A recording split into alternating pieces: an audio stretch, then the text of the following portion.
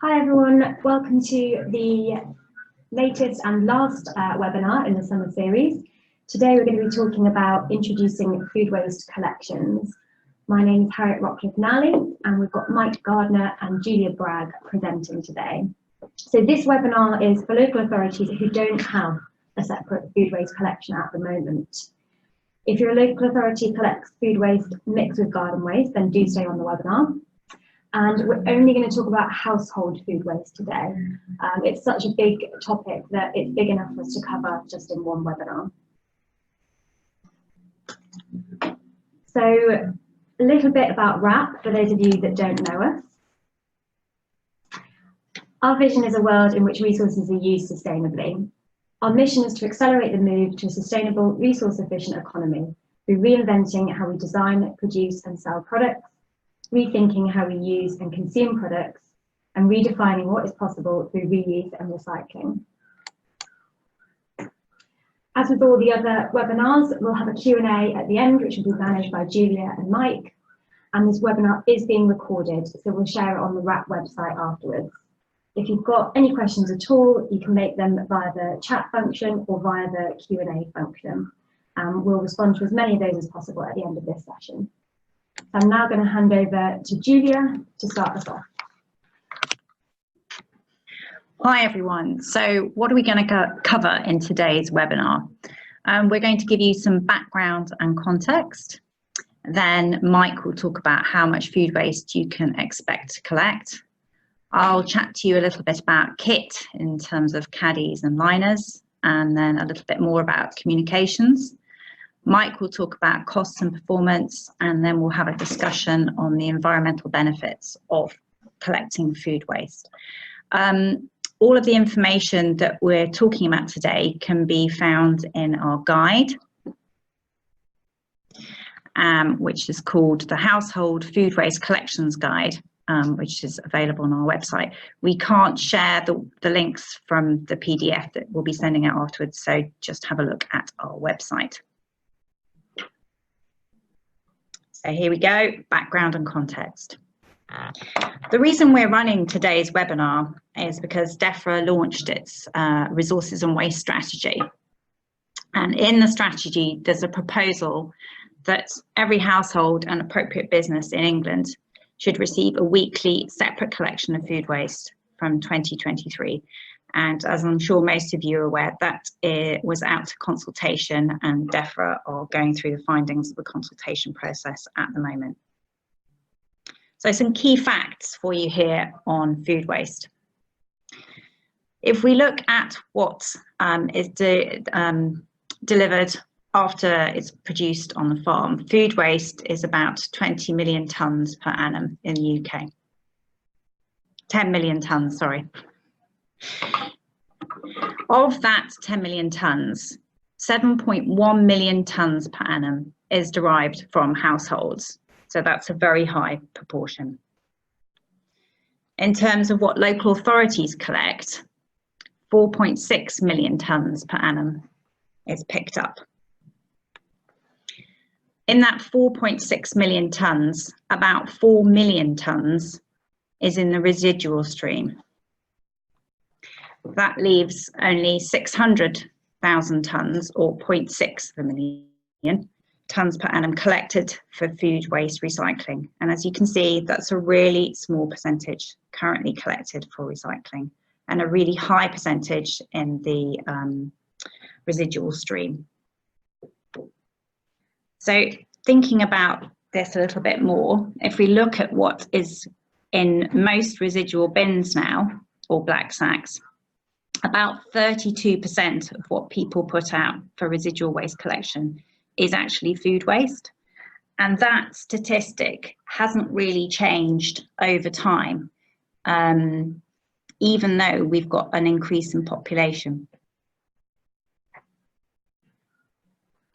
So here's a graph to show you how many households have received a food waste collection over time.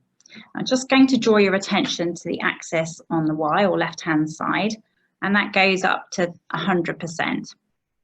And if you see there, we've got the nations on the bottom X-axis. And the yellow line is England. The orange line is Scotland, grey, Northern Ireland, and the blue is Wales. And that's showing that the other nations, apart from England, have a much higher proportion of households receiving a food waste collection. So here we go, the difference between Wales and England. We've got most of Wales having a separate food waste collection, and England is just above 40%. In this next slide, you'll see the y-axis has changed. And this is the proportion of households getting some kind of food waste collection, and it might be separate food waste collections, shown by the blue line, or mixed food and garden waste collections, shown by the orange line. As you see, in the UK, the two lines have diverged over time, and the number of separate food waste collections has increased, whereas mixed food and garden waste collections has decreased. Now we've got a little poll that we're going to try and run with a question for you. So hopefully that will launch fairly soon. If you're recycling 1 tonne of food waste and you're treating it via anaerobic digestion, how many tonnes of carbon dioxide will you save when compared with landfill? And there are 3 options that you can choose from there: 0.75 tonnes, 0.5 tonnes, and 1.5 tonnes.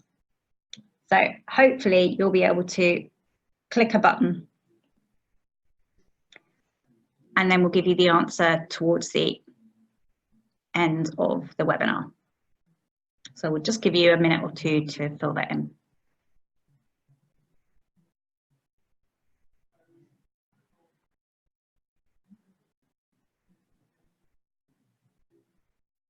So I'll just give it 10 more seconds and then we'll close that poll.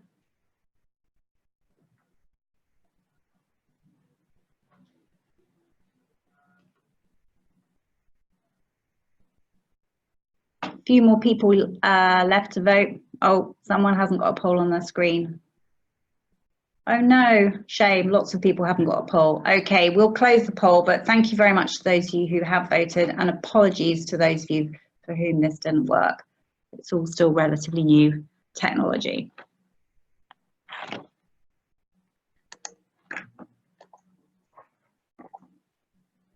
I'm going to hand on to my colleague Mike Gardner now, who's going to talk you through how much food waste can you expect to collect.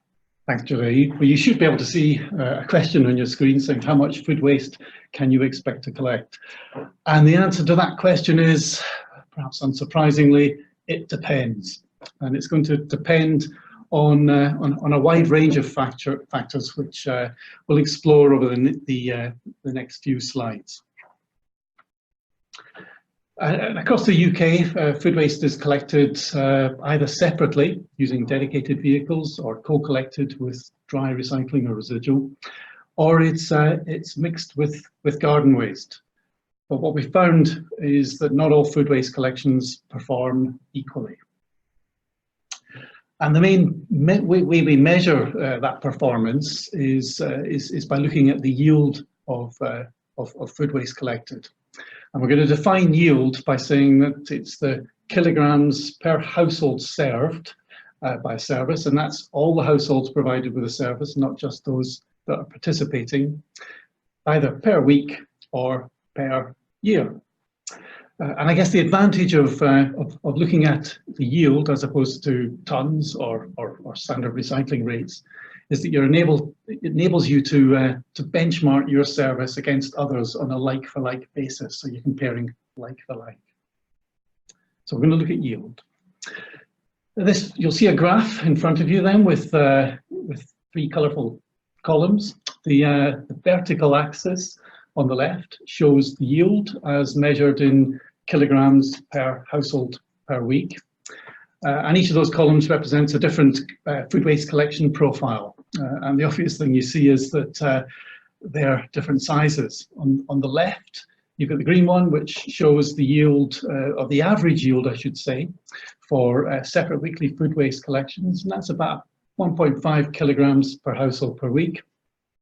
And then the 2 on the right, the yellow and the red, show the yields for mixed food and garden waste collections. The yellow one is where that mixed food and garden waste is collected on a weekly basis, and the red one is where where the mixed food and garden waste is collected on a fortnightly basis. And the fortnightly food and garden waste collections, on average, tend to collect about a third of the amount that you get in a separate weekly collection. There is a caveat with that, and I guess the caveat is that unlike a separate weekly food waste collection where you can run your vehicle over a weighbridge and be pretty confident that you know the weight of food waste that you've collected, when you're mixing food and garden waste together, the only way you can identify the yield is through composition analysis, which is difficult at the best of times, but you can imagine with food mixed in garden waste, it's not very pretty. And it's expensive, and so there is a bit of a dearth of data. But when we've looked and investigated the composition of a mixed food and garden waste scheme, invariably those are the results that you see. And it's based on this evidence that the proposal that's in the Waste and Resources Strategy is based. That's why it's quite specific and states that the proposal for separate weekly food waste collections. There's some other factors that will influence the yield of food waste that's collected, because of course those figures that I showed you were average figures, and one of those factors that's going to influence the amount of food waste you collect is the frequency of your residual waste collections. And we've got another graph here. The vertical axis again is yield measured by kilograms per household per week. The horizontal axis this time is the number of weeks from the rollout of a service. And you'll see two lines that kind of wobble about a bit. The top blue line shows the yields for a weekly separate collection alongside a fortnightly residual collection. And it shows that it's pretty constant, and it's also higher than the green line. And the green line below is where the weekly separate collection is delivered alongside a weekly residual collection. So clearly it's showing that where you've got a food waste collection service run alongside fortnightly residual collection, you're going to get more than you would do if you run it alongside a weekly collection. And the logic behind that, I guess, is that the householder has an incentive to use the collection, the weekly food waste collection, because they can get rid of their smelly food waste quicker, more easily, more frequently than they would do if they were provided with a weekly residual service where there's no incentive there, there's no benefit, no gain. So the evidence is quite clear from that, and that evidence you'll find repeated across the country.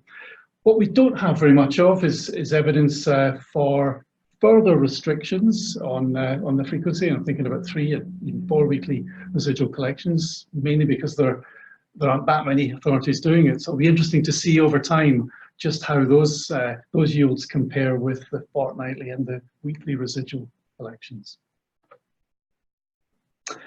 Another key factor that affects yield is your demographics. Again, common to other recycling collections. What you see in this graph is again showing on the vertical axis again, it's kilograms of per household per week. At this time on the horizontal axis, we've got the index of multiple deprivation, and the deprivation increases the further you go to the right. And you'll see that there's a trend line there that heads on a downward direction. Simply put, the higher the level of deprivation, the lower the yield you can expect to collect. It's not, clearly there are outliers. There are those that will provide something that doesn't quite fit the line, but the trend is there, and it is pretty evident. And of course, unlike the previous factors, you can't really do very much about your levels of deprivation, so that's just a given. So what yields have we seen? I've got a colourful chart here, which shows the yields from a number of English local authorities. that operate a weekly separate food waste collection. Again, on the left, in the vertical axis, you've got the yields shown as kilograms per household per week, and each one of those bars that you're seeing, and there's probably about 60 or 70 of them there, represent all the authorities in England in 2016-17 that were providing a separate weekly collection. And the thing that strikes you is that there's a very wide range of yields that are shown. So that average figure that I mentioned earlier of 1.5 represents a range of collections. Now, we've highlighted those that are achieving a yield of greater than 1 kilogram per household per week in blue, and those that are achieving, if that's the right word, yield that's less than 1 kilogram per household per week in red. That threshold, if you like, is a bit arbitrary, but I would suggest that everything above a kilo is a good performing service. Everything below that 1 kilo threshold probably could do better. And I think the other thing that strikes me when I see this, and I hear this a lot from speaking to local authorities, a view that food waste collections don't work. If you like, perhaps it's an urban myth. There are examples of authorities where clearly it doesn't work, but I would point to those authorities on the right-hand side of this chart to show that there are many examples of collections that are working well, that are collecting good yields of food waste, and I would suggest that they could act as role models, showing others how to separately collect food waste. In terms of predicting the amount of food waste for collection, if you've got a new service, you're planning a new service, and you think, well, how much am I likely to collect? Where do I sit, given all those variables? We have what we call a ready reckoner, a formula which I guess crunches those numbers, given that there are statistically significant relationships, correlations within those variables. And you can find details of how to use those that ready reckoner, which is a number of formulas on our in the guidance, and the details, as Julia said, will be provided when we send out the PDF. Julia. Thank you, Mike. Right, moving on. I'm going to talk now about kit and equipment. So what do you actually need to roll out a successful separate food waste collection? So thinking about our householders, what do they need in order to participate? Well, they don't need that much really, but they really do need these things. They need a caddy for the kitchen. We'd recommend one that's 7 litres in size. You could issue a slightly smaller caddy, which might save you a few pennies in terms of your purchase cost. But actually 7 litres is a really good size. 5 litres is just a bit too small, and then your residents keep having to pop outside to use the curbside container, shown here in brown. So I definitely recommend 7 litres. We've done some consumer focus groups, and people really like the silver caddies. We definitely recommend a neutral colour. And silver looks good in most kitchens. Lots of people have stainless steel appliances or stainless steel buttons on cookers and ovens and things. So yeah, that's a good colour to choose. You can also go for air vented caddies, so they might smell a little bit less. It's up to you, but there's a lot of things to choose from. And then in terms of the curbside container, you need something with a lockable handle to deter animals from getting inside the containers. I would say in all the years I've been working on food waste collections, I've only really heard of a handful of problems in that regard. I think we can say quite confidently that vermin and pests aren't a problem with curbside containers. These items really are quite robust.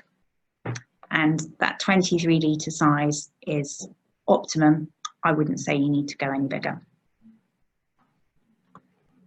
Now, the other thing that your residents will need will be liners. So we've said caddy liners, yes or no, and there's been a lot of debate about this for many years because they are an ongoing cost. They help address the yuck factor, the hygiene issues that people worry about, and help to keep the caddy clean. Lots of local authorities provide a regular free supply of liners to householders, but quite a few don't. They are potentially expensive, but if you look at the overall costs of running a food waste collection service, you get much higher yields if you provide free liners and provide good communications. And if you're getting high yields, you've got an efficient service and you've got the potential to divert food away from more costly treatment options such as energy from waste and landfill. You've got some options in terms of liners. You can have the compostable starch liners, which are really stretchy, or polyethylene liners, which are basically a plastic. The reason we're more familiar with compostable liners is because they were initially developed for in-vessel composting, which is where food waste treatment really started out, particularly in Italy. And that's where the majority of food waste collections started off in the UK, as using IBC as a treatment. These stretchy compostable liners can cause real problems in the depackaging units used at anaerobic digestion plants. Almost all anaerobic digestion plants have debagging equipment, which takes out plastic, card, and liners, and screens the materials and sends them off for energy from waste. We do acknowledge that there are wide issues with the use of single-use polyethylene liners. We think there's a challenge for the industry to develop new liners that can help householders and keep their caddies clean, but also address the very real and very prominent environmental issues associated with single-use plastics. It's a difficult issue. It's a difficult issue for us here in WRAP, and we appreciate it's a difficult issue for local authorities. I don't really think we should go into detail on it right now because we're only on a 1-hour webinar. I would just say that we daily ask ourselves questions as environmentalists as to where we place costs and benefits of different kinds of waste treatment. But if you'd like to talk to us about these bigger issues around liners, please feel free to get in touch. So just thinking about how we use caddies and liners. So there's a package on the left-hand side. The food waste is all neatly tied up. The householder takes that liner from out of the internal kitchen caddy, maybe ties a knot in the top of the bag, and then pops the food waste in the external caddy. It's up to them how often they do it. It depends on how quickly they're filling up their kitchen caddy. Maybe they prepare all their food from scratch, and so they've got lots of potato peelings, or maybe they're just someone that eats a few bananas a week and has tea bags. So it's up to them how often they want to empty their caddy.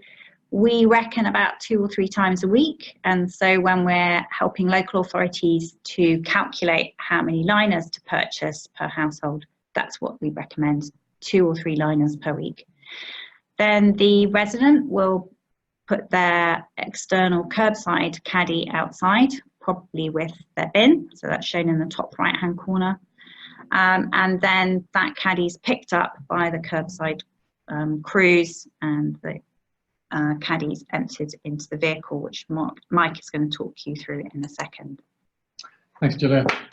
I've got a couple of photographs here on the screen that illustrate how separate collections are typically used. There's a dedicated vehicle there, a 7.5 ton collection vehicle, and the curbside containers can either be emptied direct into the curbside collection vehicle, as on the left, or what you'll find is that some operatives prefer to first empty the containers into a slave bin, as is shown on the right, before loading it onto the collection vehicle. It's a matter really of personal choice with the loaders.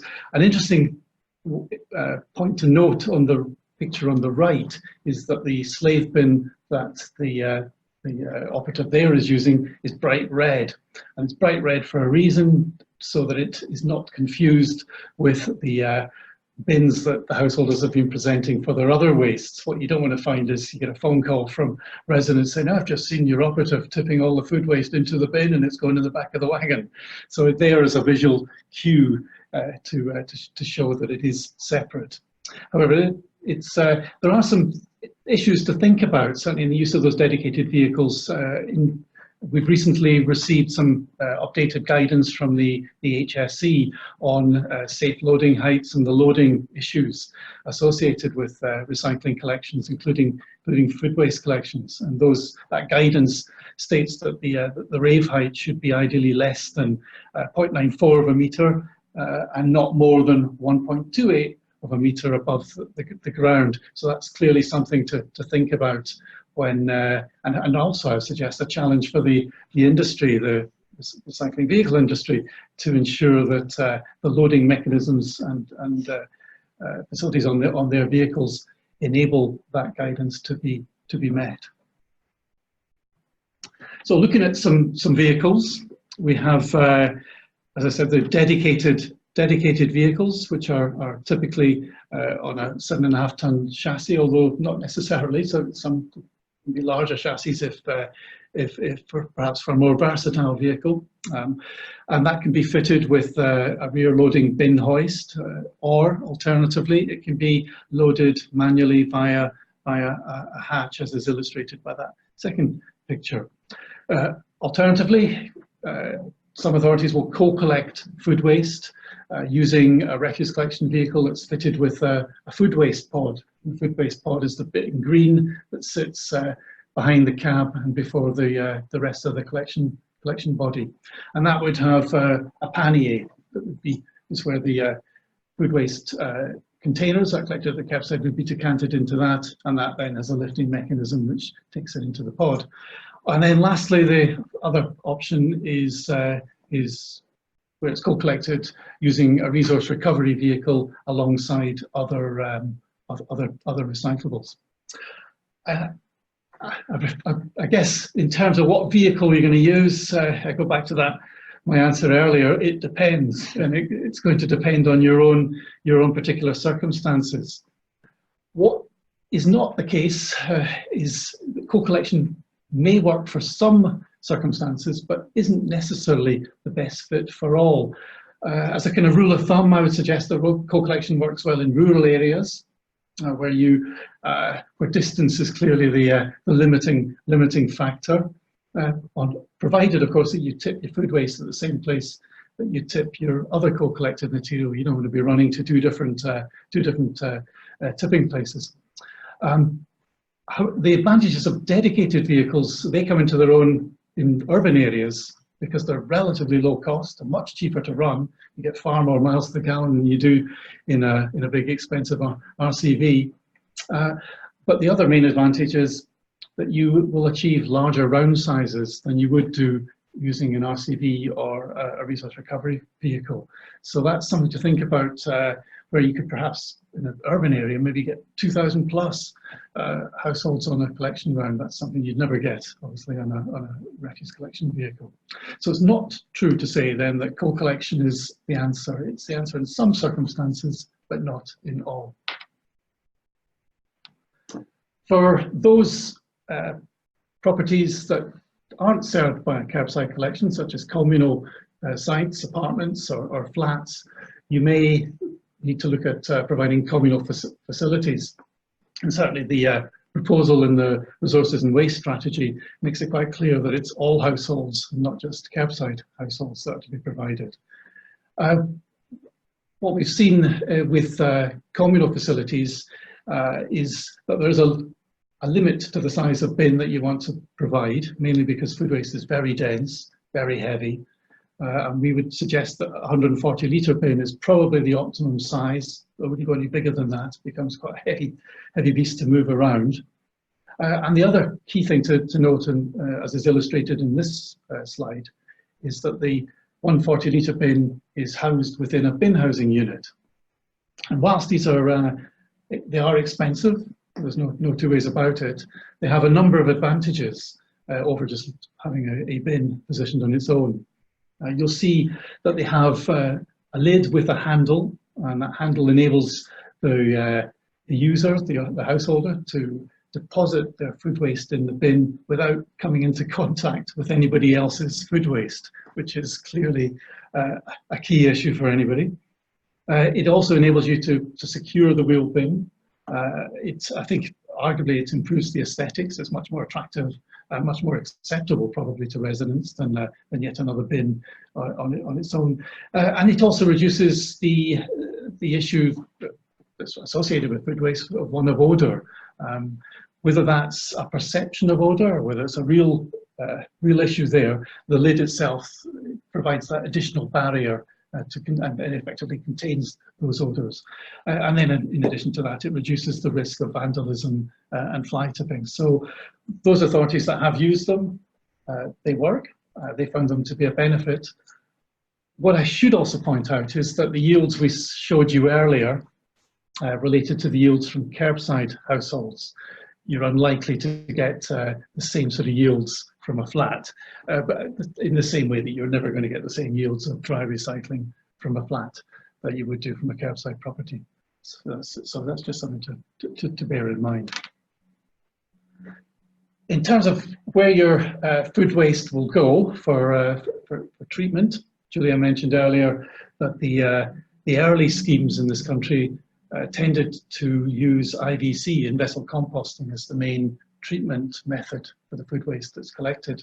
What we've seen recently is a move away from IVC and a move towards AD. And there's probably a couple of factors that have driven that. One is we have seen a move away from separate collections. Over years, there's been a decline in mixed collections. We've seen a decline in the number of authorities providing a mixed collection, and an increase, albeit a rather modest increase, in the number of authorities providing a separate collection. IVC was, as Julia said, was developed to compost mixed food and garden waste, and it doesn't really treat separately collected food waste as well. But there's one other key driver, and that's is costs, and we've seen gate fees for AD come down significantly over recent years.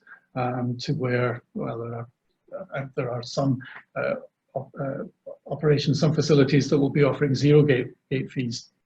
That's not the case for IVC. So from an economic point of view, AD offers the cheaper option. In terms of what these two options produce, IVC just produces compost. That's its output, whereas AD can generate energy either in the form of electricity direct to the grid or in the form of biogas for use elsewhere, such as for vehicles.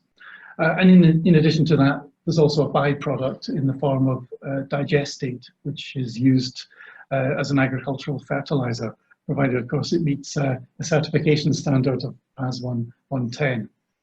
So those are your two options. If you're lucky enough to have a processing plant on your doorstep, and by doorstep, arguably within half an hour's drive of the end of your round, you can direct deliver.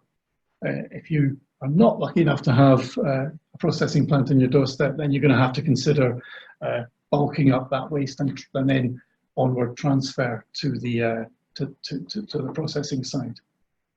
So we'll look at bulking next. For many officers, I guess bulking would appear to be, and bulking food waste would appear to be a bit of a frightening prospect, I guess, or a daunting prospect, probably a better phrase. But in reality, it's actually relatively straightforward. It's relatively straightforward for a couple of reasons. One, because the food waste itself is very dense, and as a result, the footprint that you need is quite small. It doesn't take up much space in a transfer station. And it can be contained outside in a lockable skip or a covered skip. You don't need to tip it inside in a contained building. And as a result of that, it's a relatively low capital costs to set up a bulking site. And there's a few examples there showing, the one on the right shows a stillage from a resource recovery vehicle being tipped into a covered skip. The bottom picture there is inside a vehicle where presumably the food waste will have been tipped on the floor, and the bucket is being emptied straight into a bulker for onward transfer. There is something, of course, that you need to think about, and for bulking food waste, which makes it a little different from other wastes, and that is that food waste is subject to the animal byproducts regulations, and they were introduced on the back of the foot and mouth epidemic that we had back in 2001, 2002. And as a result of that, there's very tight controls on ensuring that that food waste itself doesn't escape into the environment. But as I pointed out, those covered skips make meeting the requirements of the animal byproducts regulations relatively straightforward. The Environment Agency is responsible for ensuring that those requirements are met, and that's done through your environmental permit or your waste management license. So they will provide some guidance, help you through the step-by-step, whether that's a modification to your existing license or a new one. And in terms of how long you can store the food waste, to some extent it probably depends on which agency office you're dealing with, but typically 48 to 72 hours it would be the limit on storing, which is probably long enough because by then you'll have filled up your skip and it would require transfer to the processing plant anyhow. And there are plenty of examples of authorities throughout the country that operate a bulking system, and they operate it quite happily. Thank you, Mike. We're going to look at some good practice communications now. But before I start, just remember you can drop us questions on the chat function or via the question and answers. So if you've got some questions that are already forming in your mind, do feel free to type them in now and Harriet will pick those up for you. So we have a host of template materials that can be downloaded from our partners' website. There's a whole resource pack that you can look at. You can customize the assets there and use it with your own local authority logos. There are little tweaks that you can make, but in there's a whole set of facts and statistics.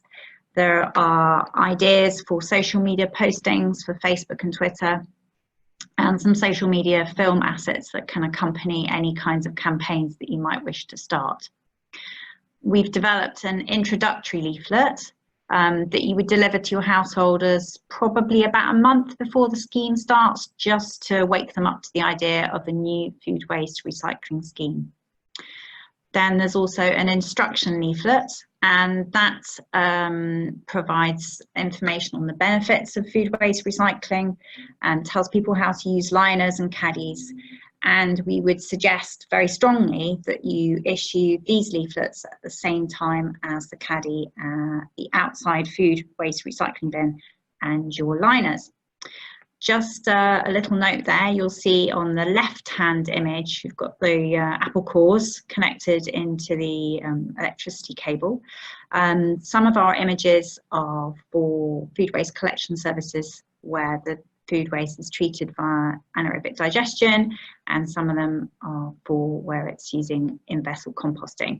So you can bespoke things to meet your own situation. We developed a package of interventions as part of some research we did about 5 years ago now, where we sent a whole host of people out to knock on doors and find out where people had never used a food waste collection service or had stopped using it. And we wanted to know what their concerns were. And one of their concerns was that they didn't know what the benefits of food waste recycling was. So that's why we introduced this leaflet, giving them a little bit more information. Another one of their concerns was the hygiene or yuck factor. And so we provided liners in response to that. Free liners that could be reissued to people when they'd run out as well. So, and then, we also developed a sticker to be placed on the residual bin. And that's like a stick if you're thinking about a carrot and stick approach. So the carrots were the liners and the stick was the very clear but polite notice that was stuck onto the top of the residual bin by a team of either crews or people that we drafted in to support the local authorities. I'm going to hand over to Mike now, who's going to tell you about how these interventions worked. Thank you, Joe. In terms of impact of the interventions, they did have an impact, a positive impact. And the graph that's shown here shows that impact yet again as a yield in terms of kilograms per household, but this time rather than week, it's by year. And there is a reason why we've shown it by yield rather than the impact, say, by percentage or recycling rate, simply because it is, as I said earlier, it enables you to compare like with like. And what we found was that on average, the impact of those interventions across those, in this case, 10 pilot schemes, was about 12 kilograms per household per year. So each of those participating schemes managed to lift their yield by about 12 kilograms per household per year. And that was enough to make a noticeable impact. So as I said, that graph there just shows you on the vertical axis, shows the yields in kilograms per household per year, and each of those columns is a different local authority. There are, as Julie said, they do cost. There's no two ways about it, and I think the challenge then is whether or not that impact, whether that uplift is cost effective. And what we've tended to find is that most authorities will have to foot the bill themselves for those interventions. However, if you think about it, the authorities will benefit, but so also will the processor, your processor, the food waste treatment plants. So it kind of follows from that, if there are two parties benefiting, that therefore there should be two parties who should fund the cost of those interventions. And therefore, when the cost-benefit formula, the cost-benefit analysis changes somewhat when you start thinking, well, maybe my partner, maybe the processing plant can help me to fund those interventions. And in doing so, when both of you share those costs of the interventions and obviously sharing the benefits, it changes that cost-benefit analysis somewhat and can make the interventions themselves sustainable and viable. So something to think about, I think, going forward is for authorities not to shoulder all the costs of the communications on their own.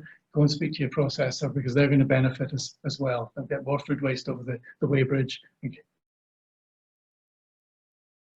and therefore make more income, either in the form of gate fees or as the product in terms of energy generation. Which kind of leads us on to the subject of costs, costs and performance. I'm going to use that word. It depends again as to what the actual cost and performance of your service will be. The resources and waste strategy alludes several times to costs. It makes several references to new burdens being met. I don't intend to go into that in any detail in this webinar. It is a proposal at the moment. The consultation is dealing with, if you like, principles behind those proposals. But what I can do is share some of our experience with working with local authorities and how they have found the impact, if you like, of implementing food waste collections on their bottom line. So we've got I've got a graph which we'll show you. It looks initially at, it gives you a column there in blue, which is the baseline costs. I should say that the costs that I'm showing here, which are listed on the vertical axis, are just for illustrative purposes only. They don't represent actual costs. What I'd like to do is just show some principles, because clearly when you add a food waste collection, and in this case we're going to include the treatment costs, to that, to your baseline, you're going to incur some additional costs. However, there will be a benefit, because there's going to be some residual disposal savings. You're going to divert food waste from the residual stream, and given that, as I mentioned earlier, that AD gate fees are very low, in some cases 0, that's lower than your residual disposal costs. So there's going to be a saving in the residual disposal. Now, in most cases, that saving will not offset the additional costs of the collection.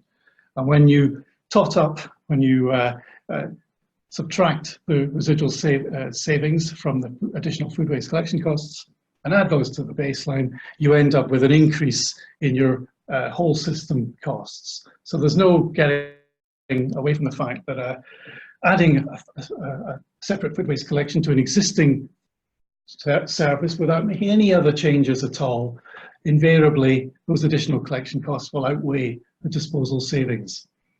And of course, the costs I've shown you there are what we would call whole system costs, both collection and disposal.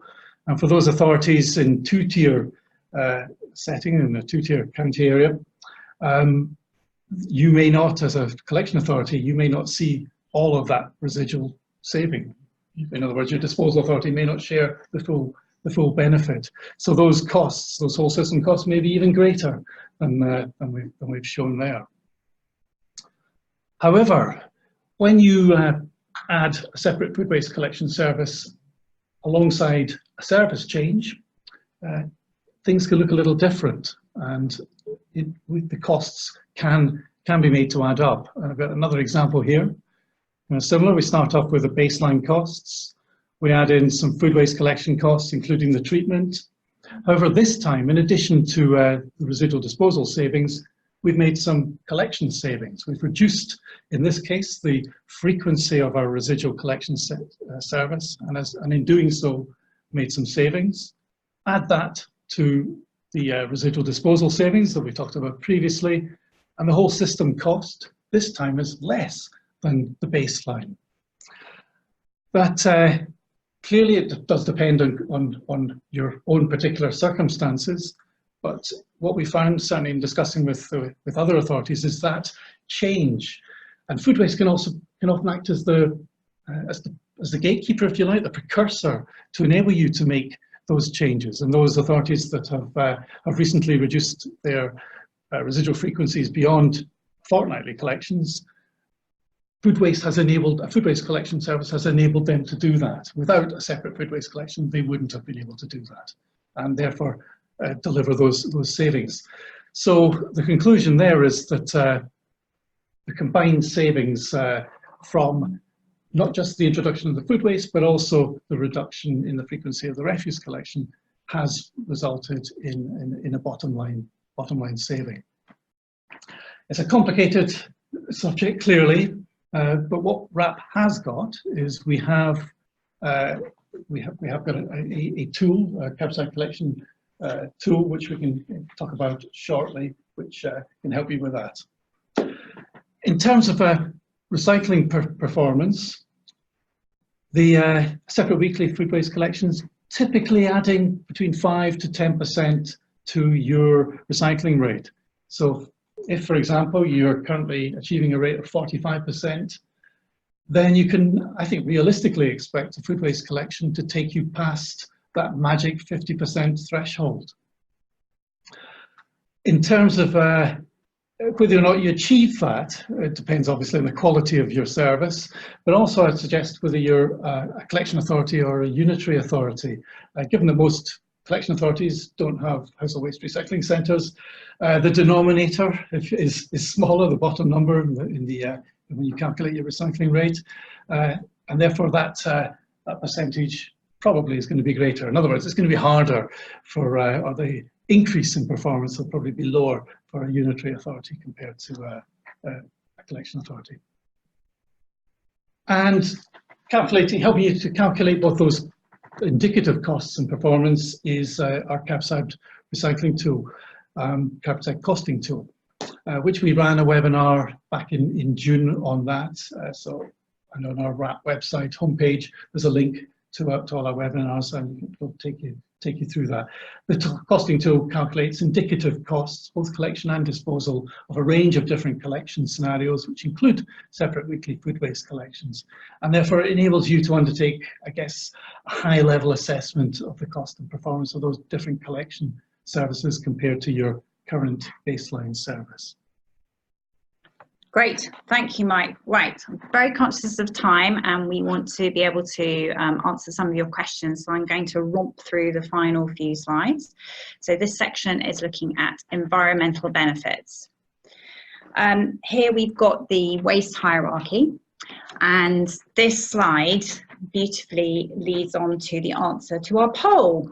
So to all of those of you that answered C, 1.5 tonnes, that's how much CO2 is saved when compared to landfilling if you recycle the food waste via anaerobic digestion. So just pause for thought there. There are some additional benefits from setting up a separate food waste collection. It can act as a really good catalyst for adopting food waste prevention. If you've got just one caddy that you're putting all your food waste in, it's very obvious how much food waste you are wasting. So that has definitely enabled people to make some changes to the amount of food that they chuck away. It means that smelly waste is taken care of on a weekly basis, and that can help you to reduce the frequency of your residual collections, whether it's moving from weekly to fortnightly or fortnightly to even less frequently, as Mike was saying, as some local authorities have started to do. And we also know from, again, just anecdotal evidence, that when people are engaging in recycling their food waste, they think more about other waste streams. It's that separate bin phenomenon. And it's demonstrating to residents that your local authority is really serious about sustainability issues and about having really good recycling facilities. So we've talked a lot about our guidance. There are some screenshots of two key things that I suggest you have a look at. One being the Household Food Waste Collections Guide, and the other being our partners website as well, where you can find those communications materials that I talked a little bit about earlier. Do get in touch. There's the mugshots of us all. We have a protocol for email addresses in WRAP, which is our first name and then dot our last name at wrap.org.uk. But if you're not sure who to get in touch with, or you can't remember our names, just try la.support@wrap.org.uk. So, yeah, so we've done with our slides. We've got a few questions that have come in, which we'll try and answer now. So bear with us while we read the questions, because we've been looking at our slides.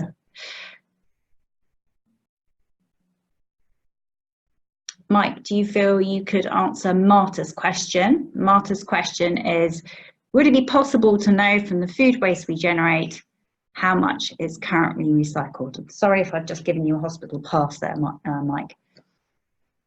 There's 80 in brackets. How much is currently recycled?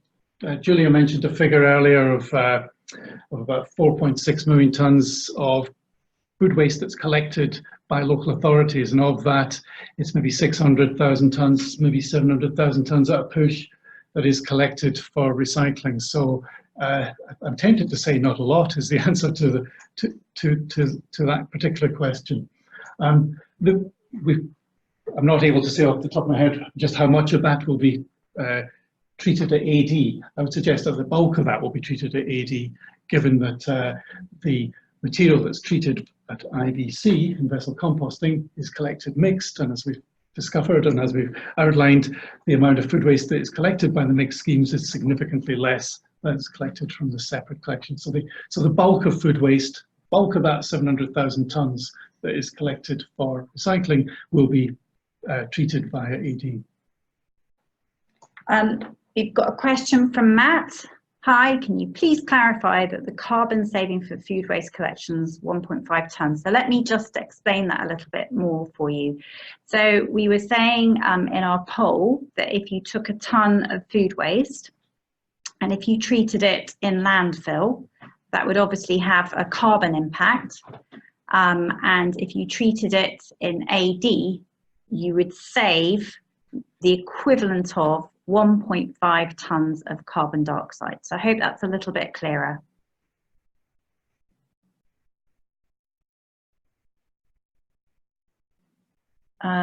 Sean, your question, if you want to submit it again, would be really helpful. How much percentage goes to anaerobic digesters? So if you just clarify that one for us, we'll have a go answering that for you. There's an interesting one from Jonathan saying, what is the difference in carbon savings when you're sending it to a modern EFW compared to an AD plant? That's a very interesting question. Julia showed us the food waste hierarchy, which showed quite clearly that recycling is above above energy incineration. Clearly, modern EFW plants perform a lot better than older plants, and the life cycle analysis, the carbon analysis that's been done, and the figures that Julia quoted would probably relate to older or the average EFW, which would include some older ones. So certainly modern EFW plants will perform a lot better than the older ones, and that difference, if you like, will be less, without a doubt. But as Julia mentioned, there are additional benefits that arise from food waste collections just beyond pure measuring carbon dioxide impact. And as she said, that's that precursor that it allows you to make further changes. It encourages other greater recycling behaviours and promotes prevention as well. It's a kind of gateway of the introduction. When people start recycling their food waste, they realise, golly, look how much I'm throwing out, and therefore they reduce it. So I think recycling and waste prevention work hand in hand, and it's key that they're viewed as complementary rather than as an either-or. Great, thank you, Mike. A question from Dominique, where there's no food waste collection yet in the local authority, and it's not really seen as a priority. And the question is, how can I lobby my local council to introduce food waste collections?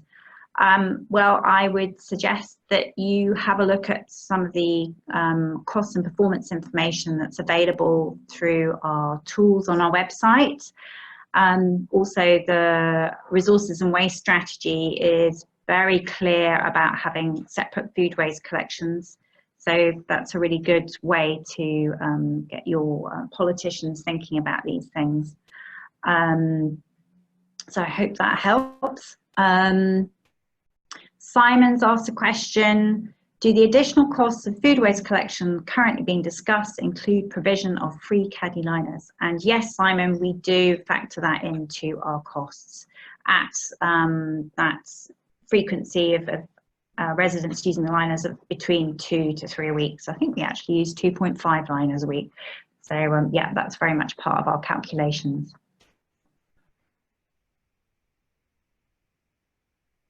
There's one from Stephen at the top saying, is there enough capacity in the UK to send the food waste into AD?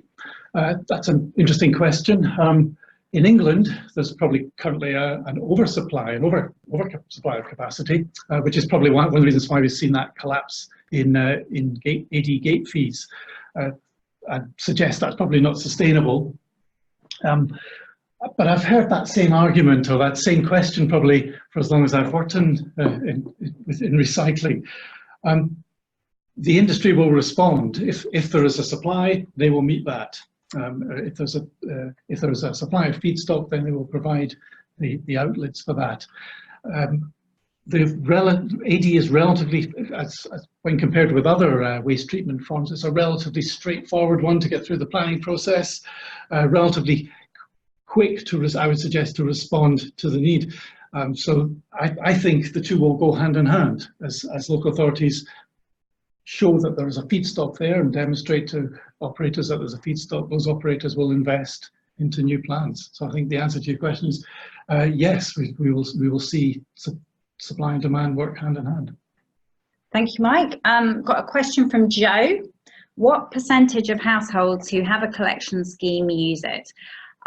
We've done a lot of work at looking at participation rates. We would say for schemes where liners are provided, where collections are made week in, week out, week in and week out, and you've got reliable crews where good quality communications information has been provided, that it's about a 60% participation. That is different from the set out rate, which we would estimate to be about 50%, just because residents don't necessarily need to use the outdoor caddy every week or set it out every week. They might be going on holiday or just simply forget. So 60% participation. I think we're going to take one more question because it's 1:30 now and we don't want to hold anybody up. So we're just going to pick one more one, and I might actually do another hospital pass to Mike. Oh, thank you. On the question on Wales, if you want to take that one, Mike. Why is Wales a front runner in terms of food waste collection? Are there special incentives to local authorities in order to introduce food waste collections? There are a number of reasons, I guess, why Wales is the front runner.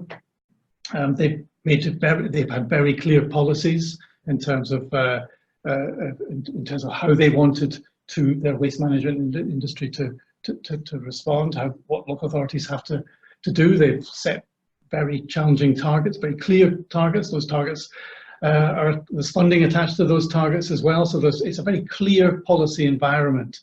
The challenge, the target is there, and authorities have met that challenge. There's also significant support, I suggest, from the Welsh Government, which has helped local authorities in Wales meet those challenging targets.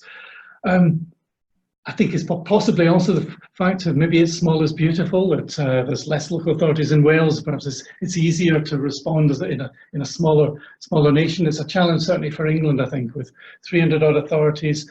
Only 50% of them are currently providing a food waste collection. We've had a policy vacuum, I would suggest, for the last decade or so, but that has changed with the publication of the Resources and Waste Strategy.